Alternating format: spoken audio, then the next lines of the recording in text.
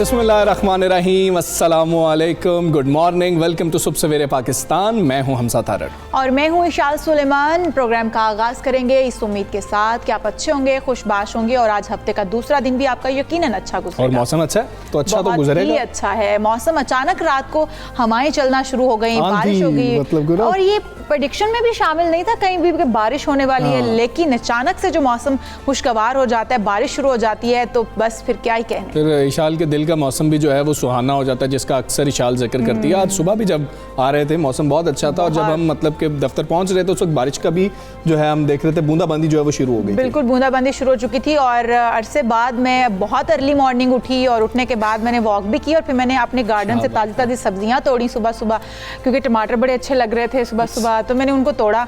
मुझे बड़ा मज़ा आया कि इतना गर्मियों में इतनी हसीन सुबह बहुत कम। मौसम अच्छा हो तो कई चीज़ें हो जाती हैं, जैसे इशाल का दिल किया कि जी मैं ये काम भी कर लूँ, वरना गर्मी में आपका दिल ही नहीं कर रहा होता कि आप ऐसा काम करें। अच्छा जी, आज जो हम आपके लिए एक अजीब सी खबर लेके आए हैं वो ऐसा है कि भारतीय रियासत है बिहार, वहाँ का शहर है पटना। वहाँ पर हुआ यह है कि एक शख्स ने रेलवे ट्रैक के ऊपर अपना बेड लगाया और सो गया। रेलवे ट्रैक के ऊपर बेड पहले वो लाया, हाँ जी, वो लगाया और फिर वो सो गया। फिर क्या हुआ कि जी कि एक ट्रेन वहाँ से जो गुजर रही थी, और उस ट्रैक के ऊपर से वो बताते हैं कि 300 ट्रेनें रोजाना की बुनियाद पर गुजरती हैं। अच्छा। तो वो एक ट्रेन गुजर रही थी, तो जो ड्राइवर था उसने देखा, उसने ट्रेन को रोक लिया और फौरी बताया कि जी कि ये मुझे कुछ प्रॉब्लम लग रही है, आगे कोई चीज है इसके ऊपर ना, ट्रैक के ऊपर। अच्छा, ट्रैक की साइड पे था, ट्रैक के ऊपर? ट्रैक के ऊपर था। मरने का ये इरादा हुआ, उन्होंने 300 ट्रेनें जो है रोक दी। इंतजामिया ने 300 ट्रेनें रुक गई उस शख्स की वजह से, और जब उन्होंने देखा तो वो शख्स तो फरार हो गया था, लेकिन बेड वहीं पर ही मौजूद था। तो एक शख्स ने ऐसा काम किया कि 300 ट्रेनें उसने रुकवा दी, और पता नहीं अब ये किस किस्म की शरारत है। लेकिन ये शरारत से ज्यादा मुझे मरने का शौक लग रहा है, लेकिन उसको पता चल चुका था कि अगर मैं अब पकड़ा गया अब हकीकी तौर पर मर जाऊंगा। हाँ बिल्कुल, तो इसलिए उसने राह फरार इख्तियार कर ली। चलें, ऐसा भी होता है। मतलब आप देखें कि कितनी हैरत वाली बात है कि आपके दिमाग में कैसे ख्याल ये आ गया कि आप जाएं और लोगों को कितना आपने तंग किया है। लेकिन अब वो शख्स जो है वो अपने दोस्तों को बताता होगा तो वो कहता होगा जी देखिए मैंने कमाल कर दिया, मेरी वजह से इतनी ट्रेनें रुक गई। ये डेयर भी कोई हो सकता है, हाथ लग गया तो बचेगा नहीं, बचेगा नहीं। और मुझे नहीं लगता कि वो हाथ लगेगा, क्योंकि जितने लोग 300 ट्रेन की वजह से, रुकने की वजह से वो लेट हुए होंगे, आपको लगता है कि वो कुछ नहीं करेंगे? बिल्कुल ऐसे ही है, वो तंग इतना ज्यादा हुए। अब हम देखें, हम कुछ भी अपने फन के लिए कुछ कर रहे होते हैं, खुद को खुश रखने के लिए कुछ कर रहे होते हैं, तो हमें कुछ ऐसी चीज़ें ढूंढनी चाहिए जिससे किसी का नुकसान ना हो रहा। अब आप ऐसा कोई मतलब कि चीज़ निकालते हैं दोस्तों के साथ मिलकर, या खुद से आप एक ऐसा फैसला करते हैं जिससे लोगों को इतना नुकसान हो, तो ये कोई जो है मज़े की बात नहीं है, ये कोई फ़न नहीं है, ये लोगों के लिए आप अजियत जो है बना रहे हैं। चलें, इस तरह की बातें सुनने में तो भली लगती हैं, लेकिन जिन लोगों को मुश्किलात का सामना हुआ होगा आप वो भी देख लें, तो ऐसे जो आपके अंदर इविल ख्यालात आते हैं ना, इनको निकाल दिया करें। दिल आज़ारी दूसरों की नहीं करनी चाहिए, और ये सख्त गलत हरकत है जो आपने की है। तो खैर हम आपको यही कह सकते हैं कि नेक्स्ट टाइम इस तरह की हरकत मजाक करते हुए देख लिया करेंगे, किसी का नुकसान तो उससे नहीं हो रहा। खैर हम बात करेंगे कोरोना वायरस के हवाले से और वैक्सीनेशन मुहिम के हवाले से। हुकूमत ने बड़े पैमाने पर कोरोना वैक्सीनेशन मुहिम जो है शुरू करने का ऐलान किया है। सरबराह NCOC असद उमर साहब ने कहा है कि जुलाई तक 2 करोड़ वैक्सीन पाकिस्तान पहुँच जाएंगे। जी हाँ, और अब तक 70 लाख से ज़ायद वैक्सीनेशन हो चुकी है, जो कि बड़ी खुशाइंद बात है। रमज़ान साल के आखिर तक 7 करोड़ तक वैक्सीनेशन चाहते हैं, ये टारगेट रखा गया है। चाहते हैं कि ईद से पहले ऐसी सूरत हाल पर पहुंच जाएं कि बंदिशें ना करनी पड़ें। जैसे कि हमने छोटी ईद पर हमजा देखा कि काफ़ी रुकावटें थी, बंदिशें थी, लोगों ने उस तरह से शॉपिंग्स नहीं की या घरों से बाहर नहीं निकल पाए हैं, इंजॉय नहीं कर पाए हैं। तो अगर वैक्सीनेशन हो पाती है तो फिर हालात बेहतर हो जाएंगे, और फिर हम जो आने वाली ईद बकर है उस पर हम लोग तकरीबन जो है बंदिशों से छुटकारा हासिल कर चुके होंगे। बिल्कुल ऐसे ही है, तो इंशाल्लाह हम हासिल कर पाएंगे, और उसके लिए हमें हुकूमत का साथ देना है। आप खुद को वैक्सीनेट करवाना है। हुकूमत ने कोरोना से बचाव के लिए 18 साल से ज़ायद उम्र के जो अफराद हैं उनकी वैक्सीनेशन शुरू करने का भी फैसला किया है। वज़ारत सेहत ने फाइज़र कंपनी की जो वैक्सीन है वो ख़रीदने का फैसला किया है, क्योंकि हमें वो पता है कि वो आप 12 साल से ज़ायद उम्र के लोगों को लगा सकते हैं। 40 साल से कम उम्र ख़वातीन जो कि हामला ख़वातीन हैं उनको भी वो वैक्सीन लगाई जा सकती है। तो ज़राए का कहना है कि इब्तदाई तौर पर 10 लाख डोजेज़ खरीदी जाएंगी, और फाइज़र वैक्सीन कम कुव्वत मुदाफ़ियत वाले अफराद को लगाई जाएगी, प्रायोरिटी सेट की जाएगी। बिल्कुल, जिनकी इम्यून सिस्टम जो बहुत ही वीक है या जिनके अंदर इतनी हिम्मत और ताकत नहीं होती कि वो फाइट कर सकें दीगर बीमारियों के साथ भी, तो उनको ये प्रायोरिटी बेस पर ये वैक्सीन लगाई जाएगी। वजारत सेहत के ज़राए का ये भी कहना है कि आइंदा माह पाकिस्तान को वैक्सीन की 50 लाख से ज़ायद डोजेज़ मिलने का इम्कान है। और उधर दूसरी तरफ अगर इस्लामाबाद में देखें तो कोरोना वायरस की सूरत हाल में बेहतरी के बाद पाबंदियों में भी नरमी कर दी गई है। और लाहौर की बात करें तो 2 माह 6 रोज़ बाद तमाम पार्क्स को खोल दिया गया है। लाहौर में SOPs की खिलाफ वर्जी पर एक होटल को सील भी किया गया है। और अच्छी बात यह है कि 2000 से कम केसेस गुज़श्ता 24 घंटों में आए हैं। 1771 केसेस सामने आए हैं कोरोना वायरस के, और जो शरह है वो अब 4 से भी नीचे आ गया है, 3.71% हो गई है, जो कि अच्छी बात है। हम लोग भी SOPs पर अमल करने की कोशिश कर रहे हैं, हम आवाम और हुकूमत जो काविशें कर रही है, और वैक्सीनेशन के बाद हम देख रहे हैं तीसरी लहर पर हमने काफ़ी हद तक काबू पा लिया। लेकिन हमजा, जिस तरह से SOPs पर अमल दरामद ना होने की वजह से या ना फॉलो करने की वजह से एक होटल सील किया गया है, तो ये हमारा अपना गैर जिम्मेदाराना रवैया है, जिसको हम अगर हमें ना हम लोग उस पर अमल दरामद करें। गवर्नमेंट की तरफ से तो पॉलिसीज़ बना दी गई हैं या फिर SOPs वज़े कर दिए गए हैं कि इन्हीं के ऊपर आप अमल दरामद करके बच सकते हैं वायरस से, या फिर पाबंदियां हट सकती हैं, सूरत हाल बेहतर हो सकती है। आप नहीं मानेंगे तो ये गलती आपकी है, गवर्नमेंट की नहीं है। बिल्कुल ऐसी है, और नुकसान पूरे मुल्क का है। इसी पर हम बात करेंगे। पार्लिमानी सेक्रेटरी डॉक्टर नौशीन हामिद साहिबा हमारे साथ मौजूद है। नौशीन हामिद साहिबा, अस्सलाम वालेकुम, गुड मॉर्निंग। बहुत अच्छी खबर है कि जुमेरात से अब तमाम लोग जो हैं वो ख़ुद को वैक्सीनेट करवा सकेंगे, जिनको इजाज़त मिली है, जो ये वैक्सीन लगवा सकते हैं। हमारे पास कहा तो जा रहा है कि जुलाई तक मजीद जो है वैक्सीन की डोजेज़ आ जाएंगी। अभी हमारे पास इतनी वैक्सीन मौजूद है कि रश भी बढ़ जाए तो हम वैक्सीन लगा सकते हैं लोगों को। हाँ जी, बिस्मिल्लाहिर्रहमानिर्रहीम। जी, जब भी हुकूमत कोई फैसला करती है NCOC की तरफ से, जब भी कोई डिसीजन होता है वैक्सीन के एज ग्रुप्स को बढ़ाने का, तो पहले ये इंश्योर किया जाता है कि हमारे पास वाफिर मिकदार में नए लोगों के लिए भी हो, और जो पिछले लोग जो फर्स्ट डोज ले चुके हैं उनकी सेकेंड डोज भी हमारे पास हो। तो ये बड़ी कैलकुलेशंस होती हैं, और इस कैलकुलेशंस की रोशनी में ही ये फर्दर वैक्सीनेशन खोली जाती है। तो बिल्कुल हमारे पास वाफिर मिकदार में इतनी वैक्सीन है कि ये लोग भी जो हैं ये कवर होंगे इसके अंदर। जी ठीक है। डॉक्टर साहब, ये भी बताइएगा कि वैक्सीन के हवाले से हम फाइज़र वैक्सीन की बात कर रहे हैं, तो अब ये चीज़ें भी सामने आ रही हैं क्योंकि कम डोजेज़ हमारे पास आई थी, अब मज़ीद डोजेज़ भी मंगवाई जाएंगी। 12 साल से ज़ायद उम्र के जो बच्चे हैं उनको भी वही वैक्सीन लगवाई जाएगी। क्या फ़ैसला किया गया? देखिए जी, बिल्कुल फाइजर वैक्सीन का चूँकि दुनिया में भी बहुत सारी जगहों पे शायद ट्रैवलिंग के लिए भी हमें ज़रूरत तक बाकी वैक्सीन्स जो हैं वो एक्सेप्ट नहीं होती। इवेंचुअली सारी वैक्सीन्स मैं समझती हूँ कि जो इस्तेमाल हो रही हैं वो इवेंचुअली WHO उन सारों को करेगा, एक्सेप्ट भी करेगा, और वो एक्सेप्टेबल होंगी दुनिया में। मगर इस वक्त जो है वो फाइजर की कंपैरेटिवली जो है वो थोड़ी सी एक्सेप्टेंस ज़्यादा है इंटरनेशनल ट्रैवल में, तो इसकी हमें ज़रूरत थी। और स्पेशली जो 12 साल से 16 साल के बच्चों के लिए, जो कि बाकी वैक्सीन्स कवर नहीं करती, ये उसको भी कवर करेगी। तो इसलिए अभी तो हमारे पास 1 लाख डोजेस जो हैं वो कोवैक्स के प्लेटफॉर्म से पाकिस्तान पहुंच चुकी हुई हैं, मगर डेफिनेटली पाकिस्तान जो है वो फाइजर वैक्सीन खुद भी परचेज करेगा। और इस वक्त गवर्नमेंट कोई एवेन्यू नहीं छोड़ी, जिस तरफ से हमें वैक्सीन मिल सकती है गवर्नमेंट परचेज कर रही है और सिस्टम के अंदर उसको कर रही है। इसीलिए जून और जुलाई में इंशाल्लाह ताला हमारी 2 करोड़ वैक्सीन्स जो हैं उनको प्रोक्योर करने के लिए सारे इंतजाम कर लिए गए। ठीक है नौशीन साहिबा, हम ये देख रहे हैं कि वैक्सीनेशन का अमल जो है वो खासा तेज़ हो गया है, जैसे कि तमाम अब एज ग्रुप्स के लोग लगवाने के लिए जा रहे हैं। हम देख रहे हैं बदनज़मी भी देखने में आ रही है कुछ वैक्सीनेशन सेंटर पर रश ज़्यादा होने की वजह से। क्या वैक्सीनेशन सेंटर्स की तादाद के ऊपर काम हो रहा है कि बढ़ाई जा सके? अब तो तमाम एज ग्रुप्स के लोगों को लगवानी है। जी बिल्कुल, ये सारे एज ग्रुप्स खोलने से पहले इन सारी चीज़ों पे वर्किंग हुई थी, और वैक्सीनेशन सेंटर्स की तादाद भी बढ़ाई गई है। मज़ीद अमला वैक्सीनेटर्स का उनको भी भर्ती किया गया है, डेटा एंट्री ऑपरेटर्स वगैरह, क्योंकि इसमें डाटा की मेंटेनेंस भी उतनी ही इम्पॉर्टेंट होती है। अभी आपने देखा है कि F9 पार्क में एक इस्लामाबाद में एक बहुत बड़ा मैस वैक्सीनेशन सेंटर खुला है, जिसकी डेली कैपेसिटी 10,000 लोगों को कैटर करने की है। बदनज़मी के कोई इक्का दुक्का वाक़यात ज़रूर रिपोर्ट होते हैं, मगर उसमें मैं समझती हूँ कि सिस्टम से ज़्यादा लोगों की अपनी थोड़ी सी इम्पेशेंस होती है, जिसकी वजह से ये वाक़या होते हैं।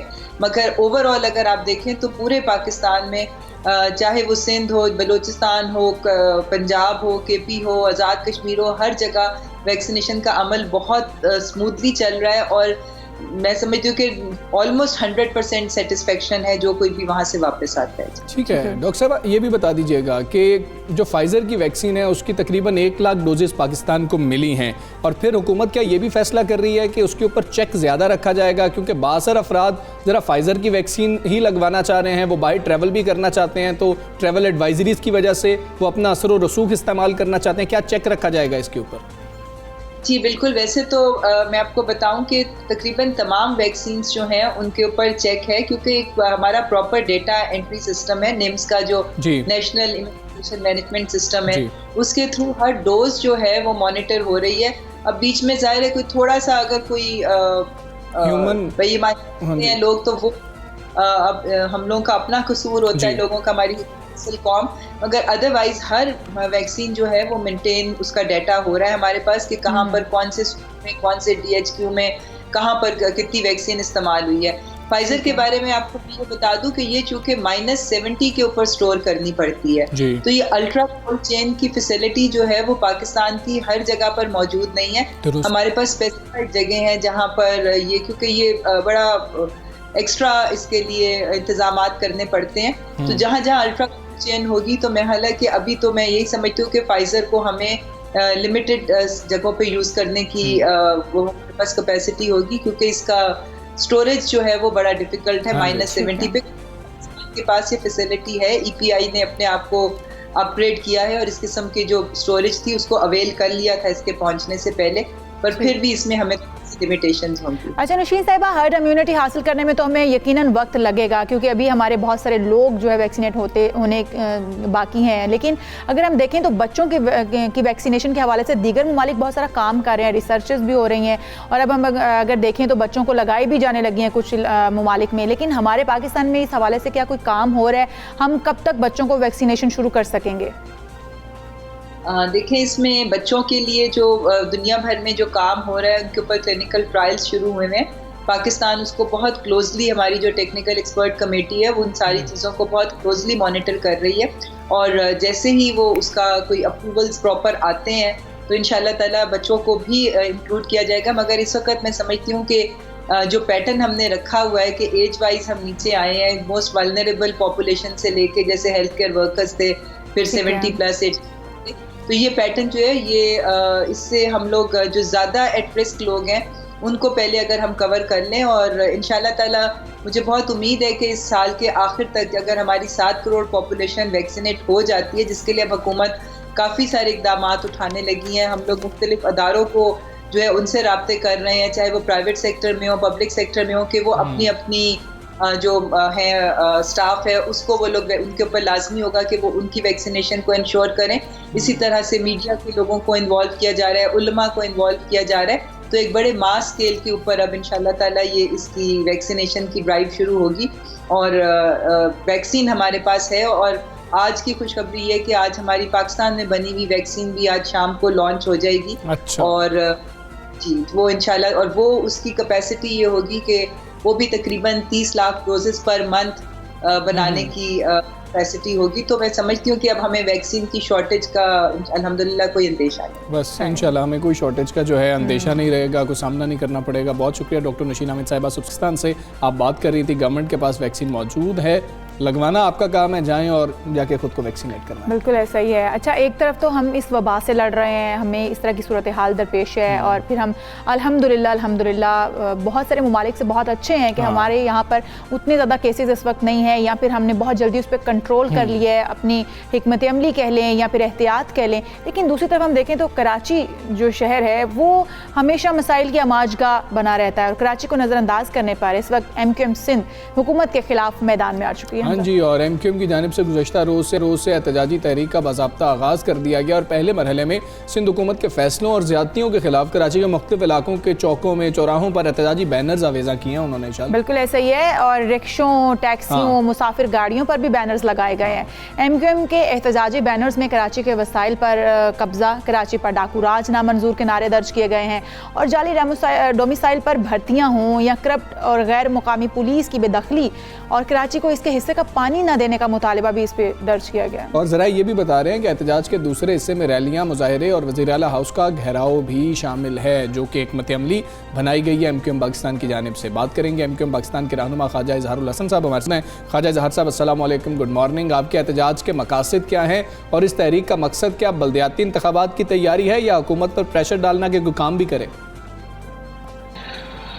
बिस्मिल्लाहिर्रहमानिर्रहीम। देखिए, बल्दियाती इंतखाबात की तो अभी तक कोई तारीख तय नहीं हुई है और गुज़िश्ता 9 माह के बाद भी ये एडमिनिस्ट्रेटर्स वगैरह मैं समझता हूँ गैर आइनी, गैर कानूनी तौर पर इस वक्त मुसल्लत हैं। लेकिन आप सूरत हाल देखें तो इस वक्त हो क्या रहा है। अभी 1 साल पहले सोलर एनर्जी की करारदाद यूनानी मसली सिंध असेंबली से पास हुई, मैंने ही पेश की जी। लेकिन जब सोलर के फवाइद देने की बात आई पूरे सूबे को, तो उसमें कराची, हैदराबाद माइनस हो गया। जाली डोमिसाइल का कारोबार पिछले 20 साल से यहाँ चल रहा है और जो हमारा कोटा है वो 40% अब से 12% रह गया बमुश्किल, जिसमें तमाम कौमें शामिल हैं। इसी तरीके से आप देखें, मकामी नौकरियों में कराची, हैदराबाद, सक्खर, नवाबशाह शहरी इलाकों को नज़रअंदाज किया जा रहा है और आज पूरे सूबे पर एक ही किस्म के जियाले जो है ना वो मुसल्लत हैं। तो ये बेसिकली एहतजाज खुद ब खुद बन रहा है। ये सियासी एहतजाज कोई MQM नहीं बना रही, ये अब लोगों की महरूमियों की आवाज बुलंदतर होती चली जा रही है और इस खामोशी में एक तूफान का मुझे पेश खेमा नजर आता है जो आगे चल के शायद किसी बड़े एहतजाज का सबब बनेगा और MQM यकीनन उस एहतजाज की तर्जुमान हो। ठीक है। अच्छा साहब, हम देख रहे हैं बैनर्स पर तो बड़े बड़े मुतालिबात दर्ज हैं। सिंध हुकूमत से आपके बड़े मुतालिबात कौन से हैं? सबसे पहला और वाहिद मुतालबा है कि मकामी हुकूमतों को बाइख्तियार करें। अच्छा, मकामी हुकूमतों को जो बाइख्तियार करेंगे तो मकामी रोजगार मिलेगा, मकामी पुलिसिंग होगी, मकामी वसाइल मिलेंगे, जो कि एक आम आदमी, गरीब मुतवस्सित तबका, चाहे वो किसी भी जमात से मुंतखब होकर आए, वो कम अज़ कम अपनी यूसी अपने हल्के में खर्च करेगा। और ये सिर्फ कराची नहीं, ये कराची ता लड़काना का मॉडल है। हमारा वाहिद मुतालबा है, हमें पीपल्स पार्टी से ना कोई वजारत चाहिए ना उनसे कोई मराद चाहिए। हमारा वाहिद मुतालबा है कि वो मकामी लोगों को बाइख्तियार करने के लिए लोकल गवर्नमेंट का निज़ाम मुकम्मल बाइख्तियार करें। अच्छा साहब, आपका एहतजाज 2 हिस्सों में हो रहा है। एहतजाज के पहले हिस्से में आपका क्या प्लान है, दूसरे हिस्से को किस तरह से तरतीब दिया गया है, हिकमत अमली क्या होगी? देखिए, हमारा जो पहले हिस्से का एहतजाज जिसको आप पहला हिस्सा कह रहे हैं, वो तो अब अवाम में खुद ब खुद एक आगही आ गई है और वो इस मजालिम को खुद ब खुद रद्द अमल दे रहे हैं। आईनी तौर पर हम अदालतों में मौजूद हैं, अवाम सड़कों के ऊपर अब सूबे का नारा लगा रही है और अवाम लगा रही है। अभी MQM की तरफ से बाकायदा इस मुहिम का आगाज नहीं हुआ है। अच्छा। दूसरा, हम असेंबलियों में भी जायज़ मुतालबात कर रहे हैं जो कि रद्द किए जा रहे हैं। तो हम समझते हैं कि ये एहतजाज खुद ब खुद पीपल्स पार्टी के बदउन्वान अमल का रद्द अमल होगा, जो आगे चल के यकीनन अवामी एक धारे में ढल जाएगा और MQM यकीनन समझती है कि ये एहतजाज अब ज़रूरी है। ठीक हो गया। अच्छा, हम ये भी देख रहे हैं कि जमातें जो हैं उनकी जानिब से अभी खामोशी है। क्या आपने तहरीक इंसाफ हो गई या दीगर जमातें होंगी, उनको इस एहतजाज में शामिल करने की दावत दी है? मैंने जैसे आपसे गुजारिश की कि बाकायदा तौर पर अभी हमारी एहतजाज की मुहिम का आगाज हुआ है। 15 तारीख को हम एक एहतजाज कर रहे हैं जिसमें हम ये सारी बातें करेंगे, लेकिन मैं ये समझता हूँ कि इसमें हम PTI को भी हमने अपने तहफ़्फ़ुज़ात से आगाह किया है, उनकी क्या मजबूरियाँ हैं, वो क्यों मसलियत पसंदी का शिकार हैं, ख़ास तौर पर सूबे सिंध के हवाले से, ख़ास तौर पर कराची के हवाले से जहाँ से उनको ज़्यादातर नशिस्तें दिलवाई गई हैं। तो हम समझते हैं कि इसमें PTI को तो खुद हमारा साथ देना चाहिए क्योंकि उनकी सियासत भी यहाँ दाव पे लगी है। और बाकी भी हम कराची की तमाम जमातों से कहते हैं, ख़ास तौर पे जो कराची की मकामी जमातें हैं, चाहे जमात इस्लामी हो या दीगर मुहाजिर क़यादत हो, वो उन्हें चाहिए कि वो खुद ब खुद अपने इख्तिलाफ़ात को बालाए ताक रखते हुए हमारी आगे की नस्लों के लिए, जिसमें मिनी पाकिस्तान में तमाम कौमियतों की बोलने वाले हैं, उनके हुकूक की जद्दोजहद करने के लिए हमारी आवाज़ से आवाज़ मिलाएं। लेकिन अब एक अरसे तक कराची शहर की नुमाइंदगी आपके पास रही है, अब आप तहरीक इंसाफ के इत्तेहादी भी हैं, तो शहर के मसाइल हल करने के लिए आपने क्या किया था और अब वफाकी हुकूमत को आप क्या मशवरा देंगे? देखिए, मरकजी हुकूमतों को हमने मशवरे बिल्कुल दिए, क्योंकि ज़ाहिर है हम ये समझते थे कि उनकी जो टीम है वो नई टीम है और वो अभी तजुर्बेकार नहीं है। और ख़ास तौर पे 18वीं तरमीम जो इस वक्त पास हुई है उसमें सूबे बहुत सारे आइनी और कानूनी लकुनास वफाकी हुकूमत के सामने रख देते हैं। तो हमने बहुत सारे रास्ते उन्हें दिए, लेकिन मैं समझता हूँ कि अभी भी शायद वो हीलो हुज्जत से काम ले रहे हैं, तामुल से काम ले रहे हैं। लेकिन हम चाहते हैं कि वफाकी हुकूमत MKM की तमाम तजावीज़ जो कि तहरीरी हैं उस पर अमल करे और ख़ास तौर पे इस माशी हक़ को वो इसके अंदर ये जो एक सिसक रहा है इसको बचाने की कोशिश करें।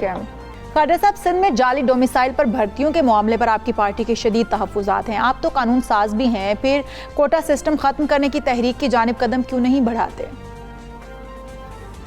देखिए, कोटा सिस्टम आईनी तौर पे इसे तहफ़्फ़ुज़ हासिल है और ये 2/3 अक्सरियत से कौमी असम्बली से मंसूख होगा। अब क्योंकि कोटा सिस्टम के लिए 2/3 अक्सरियत इस वक्त भी किसी जमात के पास नहीं है, पिछले दौर में भी किसी की जमात के पास नहीं थी, बल्कि मैं ये भी कहना चाहता हूँ कि जिस वक्त हमारा PMLQ जनरल मुशर्रफ साहब के इत्तेहाद था उस वक्त भी 2/3 अक्सरियत किसी के पास नहीं थी। 2/3 अक्सरियत माजी में रही है 1980 और 90 के दिहाइयों में। तो अब 2/3 अक्सरियत से ही ये कोटा सिस्टम ख़त्म हो पाएगा। हमारी जिद्दोजहद जारी है। कौमी असम्बली में हम इस पर करारदादें जमा करा चुके हैं, स्टैंडिंग कमेटी में हमारा बिल मौजूद है, लेकिन हम ये ज़रूर चाहते हैं कि जो कोटा मौजूद है कम अज़ कम उस पर तो अमल करें।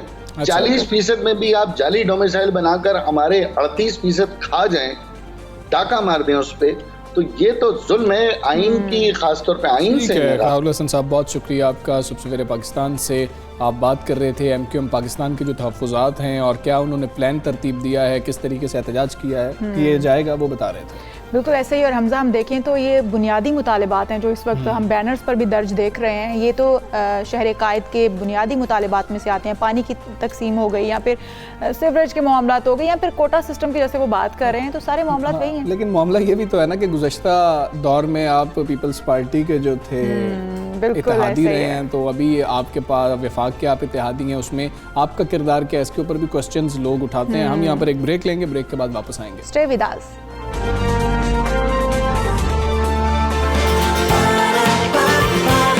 सुबह सवेरे पाकिस्तान,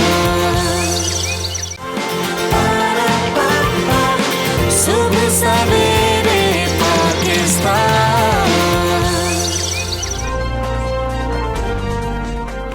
वेलकम बैक टू सुबह सवेरे पाकिस्तान। नाजरीन, हम वापस आ चुके हैं और आपको बताएं कि पाकिस्तान जो है वो माहौलियाती तब्दीली से मुतासरा दुनिया के पहले 10 ममालिक में शामिल है।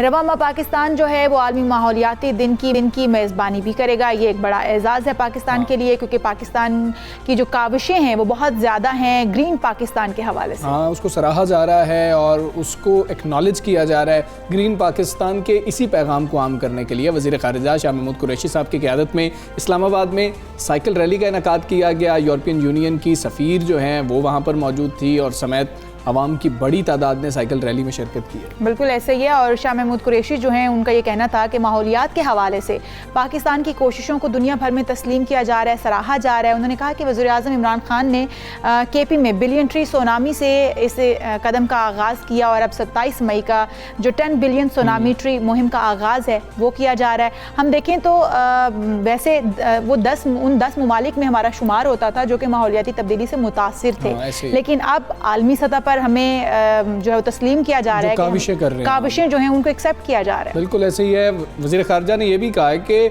एक ज़माने में यहाँ वाफिर मिकदार में पानी मौजूद था और हम जानते हैं कि पानी का अब कितना मसला पाकिस्तान में, अब हम बहरान की जाने बढ़ रहे हैं। वज़ीर ख़ारिजा शाह महमूद कुरैशी साहब ने यह अदा किया है कि कुदरती माहौल के तहफ़्फ़ुज़ की ज़िम्मेदारी जो है वो निभाएंगे। और कुदरती माहौल की जब बात हो रही होती है तो सिर्फ हुकूमत का काम नहीं होता है, शायद काफ़ी ऐसी चीज़ें होती हैं जिसके अंदर हुकूमत के साथ अवाम की ज़िम्मेदारी भी बहुत ज़्यादा बढ़ जाती है। तो हमारी ज़िम्मेदारी भी बढ़ रही है। जहाँ हुकूमत कह रही है कि दरख्त लगाना है तो आप लोग गिफ्ट के तौर पर क्यों किसी को दरख्त नहीं दे सकते कि आप ये छोटा पौधा है, इसको लगाएं, ये दरख्त बन जाएगा। बिल्कुल ऐसे ही हमजा, मैं आपको कुछ पौधे जो वो गिफ्ट करूंगी, आपने अपनी क्यारियों में जाके लगाने हैं। और ये बड़ा वैसे हमजा बिल्कुल सही कह रहे हैं कि हम क्यों नहीं, हम अपने घर से आगाज़ करेंगे तो ही माहौल को साफ़ सुथरा और खूबसूरत बना सकेंगे। बिल्कुल ऐसे ही है। अच्छा इशाल, एक तो हमारे लिए जितनी एजाज़ की बात है और हम लोग इसको सेलिब्रेट करना चाह रहे हैं, तो हमें हुकूमत के साथ खड़े भी होना है इस सेलिब्रेशन के अंदर। और ये पाकिस्तान को पहली बार एजाज़ मिला है। पिछली बार चाइना को ये एजाज़ मिला था, इस बार पाकिस्तान को ये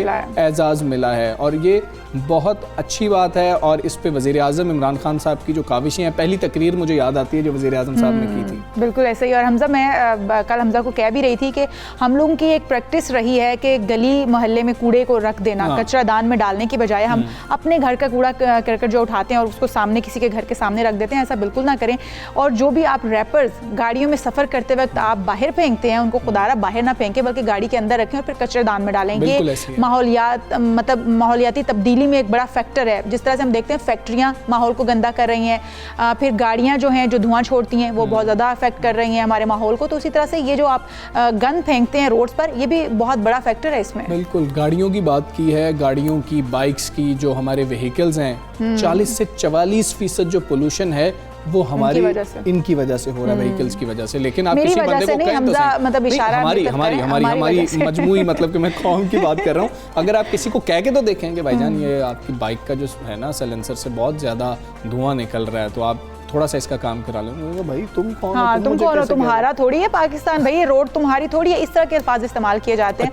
तो अपने रवैयों को बदलें, साफ़ सुथरा जो पाकिस्तान है वो हम सबको अच्छा लगेगा। और हम नॉर्दर्न एरियाज़ में क्यों जाते हैं? क्योंकि वहाँ पर पोल्यूशन नहीं है, क्योंकि वहाँ पर उस तरह के गंदगी के ढेर नहीं हमें मिलते हैं, आबोहवा फ्रेश मिलती है, महसूस होती है, ज़िंदगी का एहसास महसूस होता है। तो वो यहाँ पर भी तो होना चाहिए। खैर, हम कोशिश करेंगे कि हम लोगों को बताते रहेंगे हमने क्या करना है और हुकूमत क्या कोशिशें कर रही है आलमी सतह पर, जो पाकिस्तान की तारीफ़ हो रही है उसकी भी हम बात करते रहेंगे। अभी हम कुछ गायकी की बात करते हैं, रूह की ताजगी की बात करते हैं। बिल्कुल, वो भी बहुत ज़रूरी है।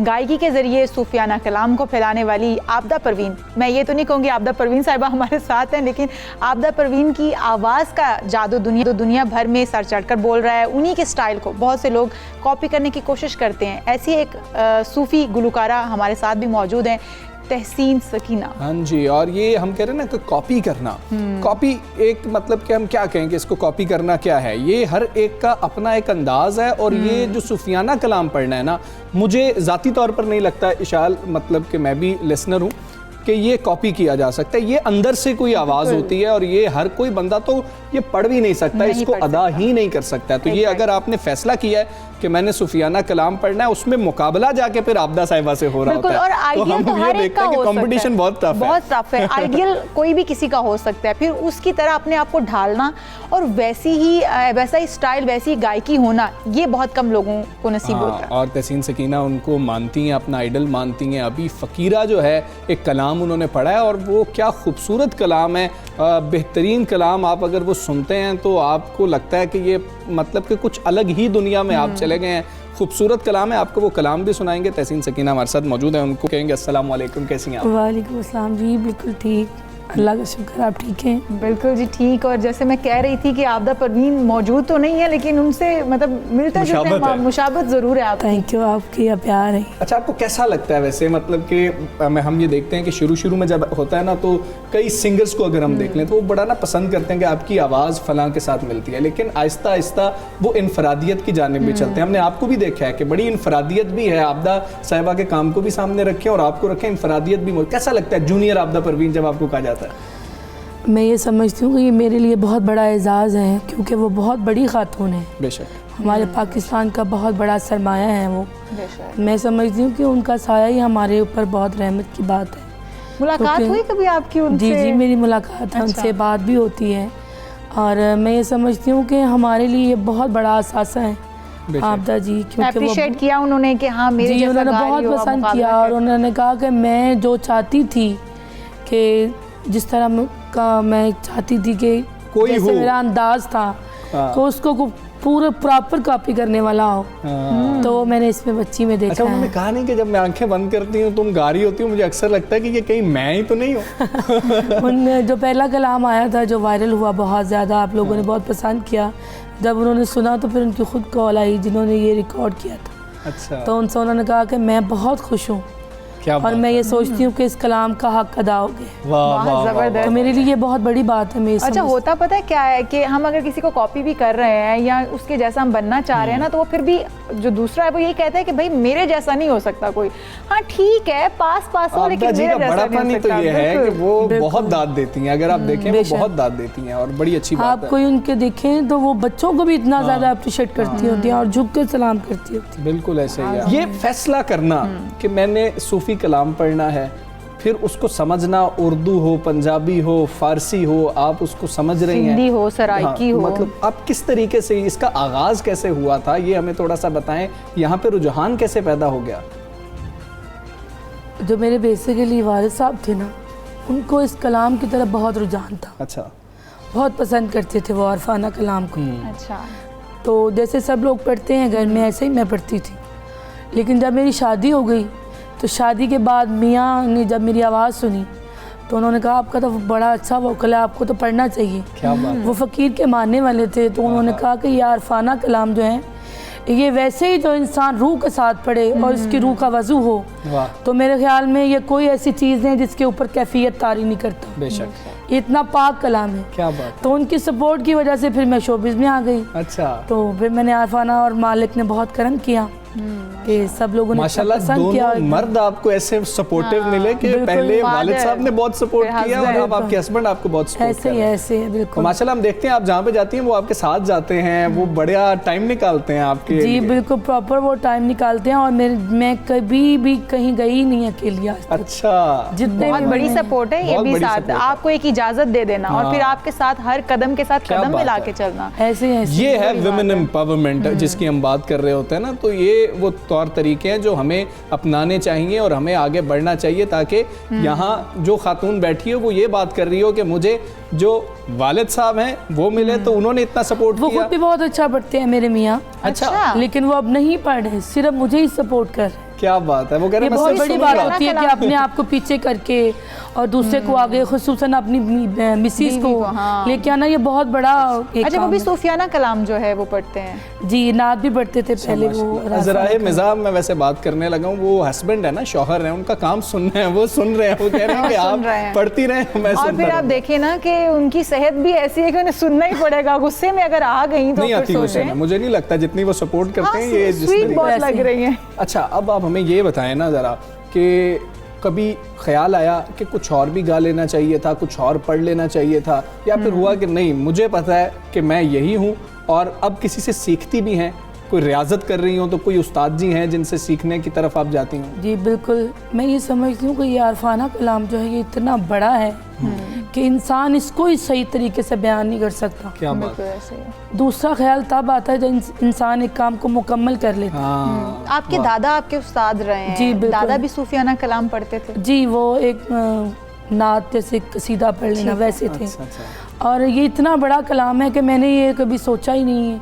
मैं समझती हूँ कि मैं इसको अच्छे तरीके से बयान कर लूँ तो ये बहुत बड़ी बात है। अच्छा ठीक है, हम आपके लिए दुआगो हैं, अल्लाह आपको बहुत बहुत शुक्रिया। तरक्की दे। आपने बहुत अच्छे कलाम पढ़े हैं, आप बहुत अच्छा काम कर रही हैं। आबदा जी जो हैं, हम क्या बात करें, और जब हम किसी और को भी सुन रहे हो हमें लगे कि वो फ़न अगली नस्ल में भी जिंदा है, तो ये बहुत बड़ी बात है। आप हमारी नस्ल की नुमाइंदा हैं, मतलब क्या बात है। और आगे इंशाल्लाह हम देख रहे हैं कि आपका तो फ्यूचर बहुत अच्छा है और हमारा सूफी म्यूजिक का जो फ्यूचर है वो भी बहुत अच्छा है। बेशक, वो बेशक। सेफ हैंड्स में, हम खुश हैं इसके लिए। बहुत शुक्रिया आप नसीन आई और आप हमारे प्रोग्राम का हिस्सा बनी। और जो टैलेंट है हम देखें, हमें हर टैलेंट बहुत अच्छा लगता है और आप लोगों को, हमें भी यकीन है कि आपका भी दिल नहीं कर रहा होगा कि हम इजाज़त लें तहसीन सकीना से। अच्छा, आज इशाल एक और अहम दिन है, उस पर बात करनी है। हमारे विकेट कीपर बिल्कुल। बैट्समैन मोहम्मद रिजवान की आज सालगिरह है। बिल्कुल जी, आज अपनी 29वीं सालगिरह जो है वो मना रहे हैं। 2015 में अपने वनडे करियर का आगाज़ इन्होंने किया। मोहम्मद रिजवान तसलसल से उम्दा कारकर्दगी का मुजाहिरा कर रहे हैं। आज हम उन्हें बर्थडे विश करते हैं। Happy birthday Rizwan. हाँ, और गुड लक आपको PSL के लिए भी, गुड लक आपको T20 वर्ल्ड कप के लिए, आपके पूरे करियर के लिए। और देखें जब रिजवान ने आगाज़ किया ना, इशाल उस पर बात कर लेते हैं, रिजवान ने आगाज़ किया, कोई उनको एक्सेप्ट करने को तैयार नहीं था, सब कहते थे कि रिजवान तो छक्का मार ही नहीं सकता। फिर T20 के अंदर पाकिस्तान की तरफ से दूसरी सेंचुरी रिजवान ने की है, पहली अहमद शहजाद ने की थी, फिर दूसरी रिजवान ने की, और इस वक्त बेहतरीन बैट्समैन है T20 क्रिकेट के अंदर भी पाकिस्तान के, और बेहतरीन शॉट्स हैं उनके पास। बिल्कुल ऐसा ही है, सबको लाजवाब कर दिया। जो लोग तनकीद करते थे, हम लोग, मैं खुद बहुत तनकीद करता था, मैं उसको भी एडमिट लेकिन करता अब हूं, ये फैन हो गए हैं, मैं फैन हूं आपका, और बेहतरीन जो है अब खेल पेश करते हम हैं। आपको यही कहेंगे कि आइंदा भी अच्छा खेल पेश करते रहिएगा, कहीं नजर ना लग जाए आपको। अल्लाह ना करे। अल्लाह ना करे कि आपको हम बाबर आजम के बारे में पहले खौफजदा होते थे, अब हम रिजवान के बारे में भी बिल्कुल खौफजदा ऐसा ही है। अब मैं जब भी कहती थी कि बाबर आजम ने आज अच्छा खेल पेश किया, हम तो कल कहते बस नजर ना लगे, तो वही बात आपके लिए भी कि आपको नजर ना लगे। और हम देख रहे हैं कि आपने जो अब तक का खेल पेश किया, उसी की वजह से आपको जो शायकीन क्रिकेट हैं वो बहुत मोहब्बत करने लग गए हैं। बिल्कुल ऐसे ही है। विकेट कीपर बड़े बाकमाल हैं, जिस तरीके से कैचेस पकड़ते हैं, और अगर विकेट कीपिंग से उनको हटा दिया जाए, जब सरफराज कप्तान थे तो वो विकेट कीपिंग नहीं कर रहे होते थे, वो अक्सर फील्ड में होते थे, तब बेहतरीन जो है वो फील्डिंग भी करते थे। हर लिहाज से एक बेहतरीन बैट्समैन है, बेहतरीन खिलाड़ी हैं पाकिस्तान के पास। हम उम्मीद करते हैं कि जी के पाकिस्तान को ऐसे खिलाड़ी मजीद मिलते रहेंगे। Happy birthday Rizwan. हम ब्रेक लेंगे, यहाँ पर वापस आएंगे, आपने कहीं नहीं जाना। Stay with us.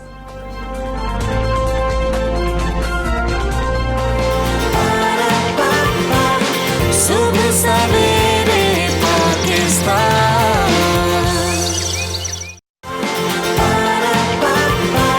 सुबह सवेरे पाकिस्तान।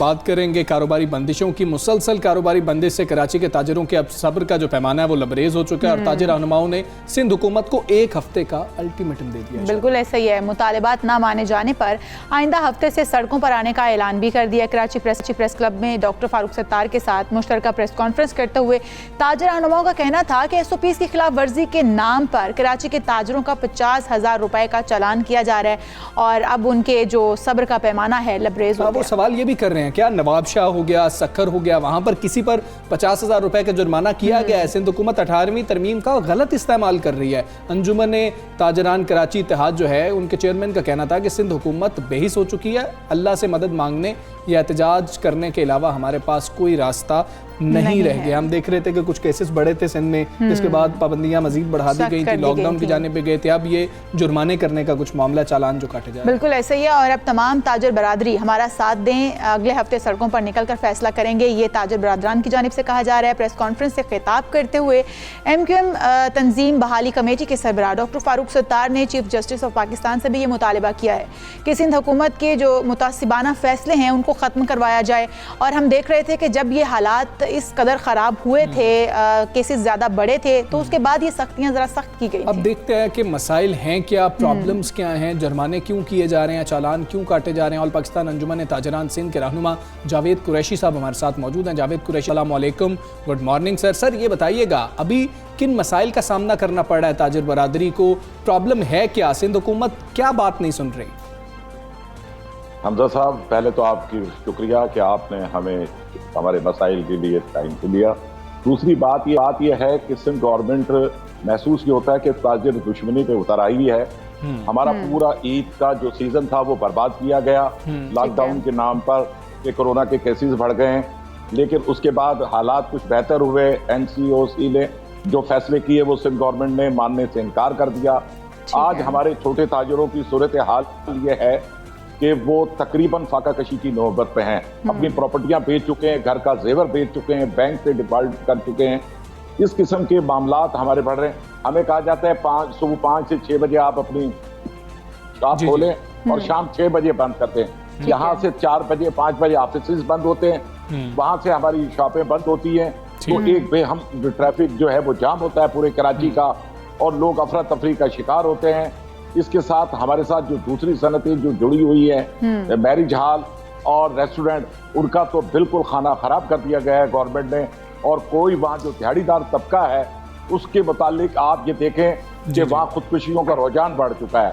लोग इस वक्त उन्हें मतलब झोलियाँ उठा उठा कर गवर्नमेंट को बदवा दे रहे हैं, और हमारे पास इतनी सकत अब बाकी नहीं है कि हम लोगों को, अपने मुलाजमीन को कहाँ से सैलरी देंगे। आज जावेद कुरैशी साहब, आपकी इस हवाले से हुकूमत से कोई बात हुई, अपने मुतालिबात तजावीज़ आपने हुकूमत के सामने रखी हैं, और अगर रखी हैं तो रिस्पांस क्या मिला है आपको? क्यों नहीं आखिर आपके मुतालिबात माने जा रहे हैं?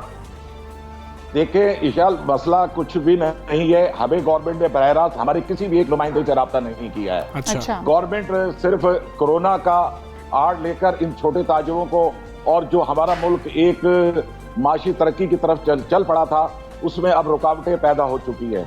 रही जब भी सिंध गवर्नमेंट ने या NCOC ने कभी भी हमारे किसी एक ताजिर से भी राब्ता करके मुशावरत नहीं की गई। ये अपने फैसले खुद करते हैं और वो इन ताजिरों पे थोप दिए जाते हैं। आप देखें कि कराची के अंदर NF 249 का इलेक्शन हुआ, सिंध के अंदर बदीन के अंदर इलेक्शन हुआ, रैलियां निकली फलस्तीन से इज़हार यकजहती के लिए।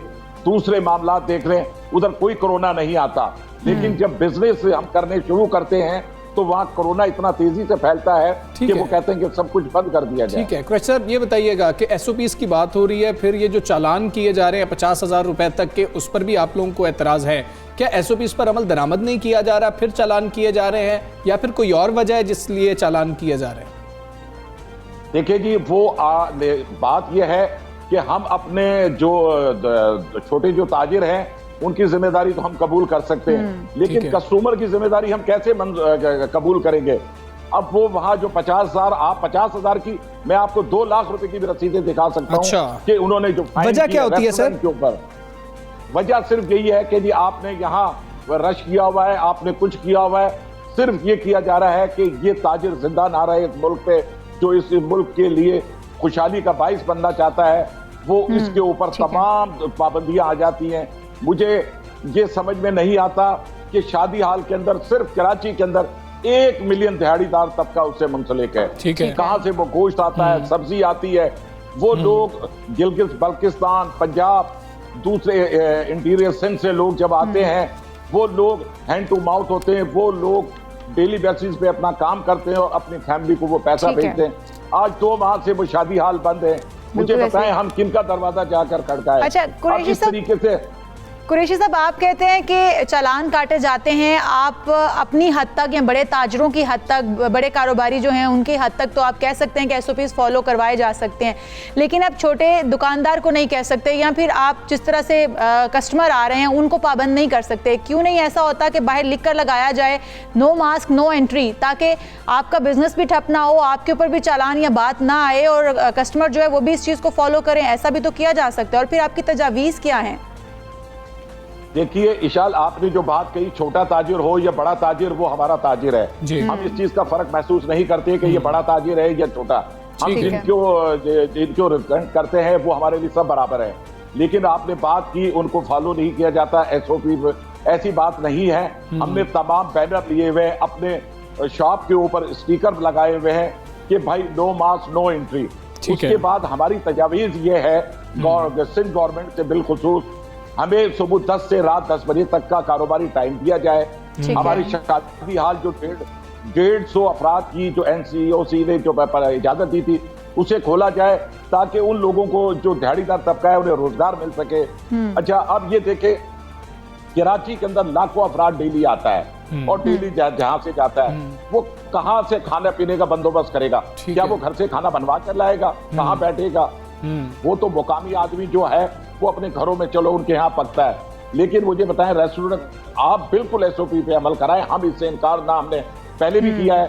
अब इस तकरीबन 16 से 17 माह हो चुके हैं कोरोना को। हमने हुकूमत से पहले भी ताउन किया, आज भी ताउन। बिल्कुल ठीक है, आप ताउन करने को तैयार है, लेकिन अब अगला लाएअमल क्या होगा? सिंध हुकूमत अगर आपकी बात नहीं मानती, अगला लाएअमल क्या है?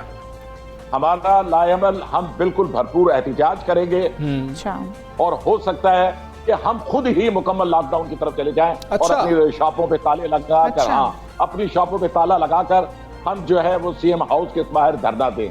हम पर तशद्दुद किया गया या हमारे साथ और कोई मिसबहस किया गया तो तमाम तर जिम्मेदारी हुकूमत पे आयद होगी। अब हमसे बर्दाश्त की ताकत हम में नहीं रही है कि हम मजीद अपना नुकसान बर्दाश्त नहीं कर सकते। हम अपने बच्चों को भूखा नहीं मार सकते। हमसे मुंसलिक जो मुलाजमीन हैं उनकी हमसे बदतर हालत है इस वक्त। हम बताएं कि हमारा जो ईद के ऊपर सीजन जो था, तकरीबन कराची की सतह पे मैं बात कर लूं तो तकरीबन 60 से 70 अरब रुपए का बिजनेस था, उसमें से हमें 20% सेलें मिली है। वो माल आज तक हमारी शॉप में और गोदामों में पड़ा हुआ है। हम बताएं तो जाएं कहाँ जाएं? बिल्कुल ठीक है, एहतजाज किया जाएगा और हो सकता है कि मुकम्मल लॉकडाउन ताजरान की जानिब से आप कर लें। बहुत शुक्रिया आपका जावेद कुरैशी साहब, आप सुबह सवेरे पाकिस्तान से बात कर रहे थे। इशाल ये संजीदा मामला होता चला जा रहा है और ये लॉकडाउन अगर ताजिरों की जानिब से किया जाएगा तो ये भी दुरुस्त नहीं है। गवर्नमेंट को बैठना चाहिए, साथ बातचीत करनी चाहिए और जो भी उनके तहफ़्फ़ुज़ात हैं उनको दूर करना चाहिए। कोरोना है, हमें एहतियात ज़रूर करनी है लेकिन किसी हिकमत अमली के तहत करनी है। बिल्कुल ऐसे करनी है जैसे कुछ मुतालिबात जो हैं वो समझ में आ रहे हैं, हमें कुछ मुतालिबात सामने आए हैं ताजिर बरादरी के, तो मेरे ख्याल में हुकूमत को और ताजिर बरादरी को मिल बैठ कर इस मामले का सोल्यूशन निकाल लेना चाहिए। बिल्कुल ऐसा ही है। हम आगे बढ़ते हैं। बहुत ही अहम दिन आज मनाया जा रहा है हमजा, और हमें मेरे ख्याल में नसीब नहीं होता जिसका दिन आज हम मना रहे हैं।